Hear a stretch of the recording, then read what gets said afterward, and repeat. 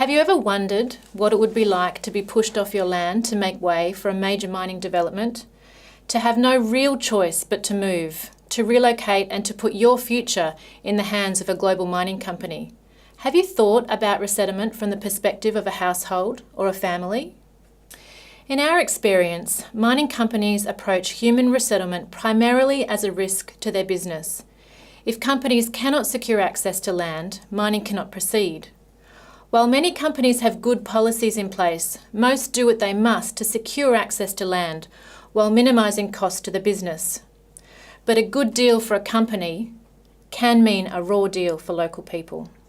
Companies are primarily focused on the financial aspects of land access and acquisition, that is, compensating for land and other physical assets, where financial value can be calculated.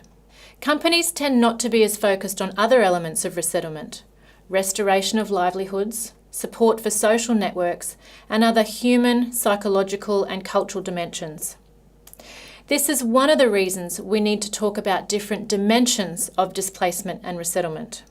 Physical displacement refers to loss of assets such that people cannot stay where they are. Lost assets can include land, crops, water, or other natural resources, a home, or even a shelter. The term relocation is used to describe the movement of people from one place to another, voluntarily or otherwise.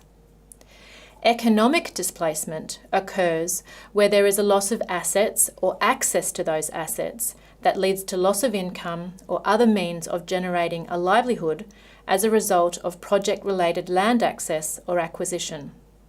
Of course, these two forms of displacement are not exclusive. Physical displacement can lead to economic displacement and vice versa.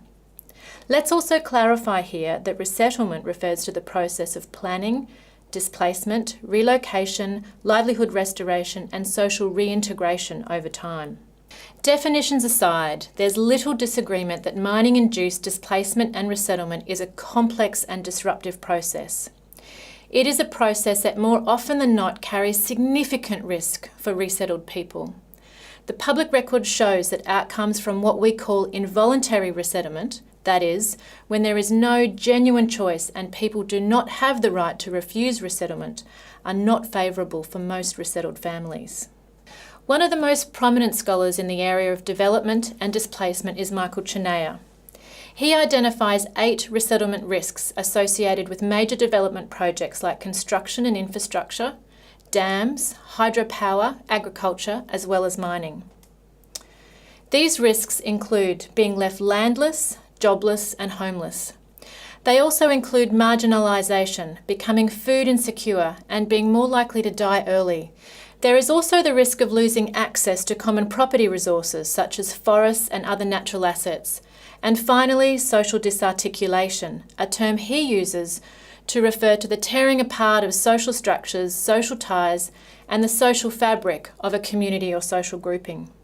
Most scholars suggest that social disarticulation is arguably the most complex element of resettlement. There is much debate about whether this complex set of risks can ever be managed. Some people believe it is simply not possible to manage forced displacement and resettlement. On that basis, many believe that it is not morally defensible.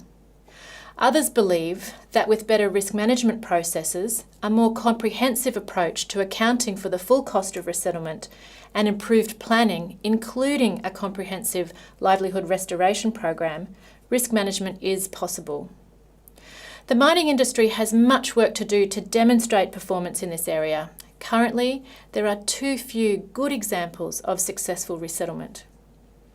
It is essential that mining companies contemplating resettlement consider the matter fully. There are a number of international standards and guidance documents to which companies are expected to adhere if they proceed with resettlement. I've listed 2 of the most prominent standards here, and there are many others. Some companies have embedded key elements of these standards, such as community participation in the preparation of a comprehensive resettlement action plan, into their internal policies and requirements. However, most of these standards are generic in the sense that they apply to any type of large-scale development in any sector. But of course, not every industry is the same. it's essential that the mining industry think about how it differs from other industries and how the particular impacts of mining influence resettlement outcomes. Let's run through just a few of mining's particular features, and you can read more in the reference provided. Unlike other industries, mining companies face high levels of uncertainty in terms of their land requirements. Companies often acquire land on an incremental or bit-by-bit basis. There are a few reasons for this. Mining companies do not always know the size and nature of the resource when they start mining, or they may know, but they might not be able to afford to develop a large project from the outset. So rather than shelving the project, they get in, start small and extract what they can, leaving the option for future expansion open if and when the market is favourable. Dams, construction projects, agribusiness, forestry and even oil and gas projects can more readily predict their project footprint up front. This pattern of starting to mine and then resettling people on an as-required basis can create a hotbed of opposition, not only between company and community, but also within communities. Communities resettled a few years apart, for example, may have sold land for very different prices. The first, when the community did not have a sense of land values relative to industrial scale mining, and the second with the benefit of hindsight, informed by a strong sense of the burden and impact. Another of mining's particular features is the patterns of what we call cohabitation between mines and resettled communities. Communities will often reside in very close proximity to extraction and production processes, where land acquired by the project remains visible to resettled households. Some communities bear witness to dramatic and ongoing landscape change over a number of years. This proximity to production differentiates mining from other sectors, such as in the case of dams, where the original site is submerged and covered in a relatively unproductive or benign state. The lives of resettled households can become very entangled with the mine and its activities. One set of entanglements relates to the dynamic interaction between impact patterns, mitigation measures, and the flow and distribution of revenue, such as royalties, compensation, and other payments and benefit streams. The interaction between interventions designed to soften the impact of adverse impacts and the residual risks and impacts forms the basis of this entanglement. There is also financial entanglement. Resettled communities are often beholden to the financial success of the mining operation or the parent company. Allocations for community investment, livelihood programs, and even community engagement are fundamentally budget dependent. Operating budgets are typically determined annually, underpinned by the commodity cycle, rather than local level vulnerabilities and the progress of resettled communities towards livelihood restoration. Current evidence also suggests a general pattern in mining and resettlement, whereby the total cost of planned resettlement tends to increase as mines move through the project lifecycle. A key determinant that is often overlooked in resettlement planning is the influence of leveraging.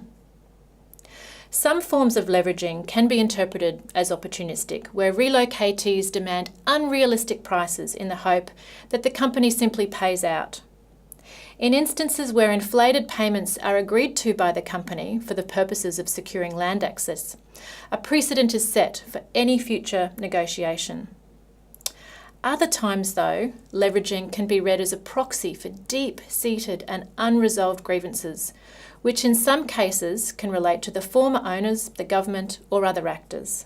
Governance arrangements for mining and resettlement also tend to differ from other sectors. The range of actors is similar: developers, governments and their respective agents, affected and resettlement communities and their representatives, non-government organisations and other civil society groups and community-based organisations. The main point of departure lies in the complexity of factors I've discussed, where the boundaries of responsibility between these parties and the allocation of resources is much more fluid and opaque. You can see that the issues associated with mining and resettlement are complex. This is not an area where mining companies can simply outsource responsibility. It requires careful thought and a robust due diligence process in order to consider whether the risks of resettlement are too great for company or community.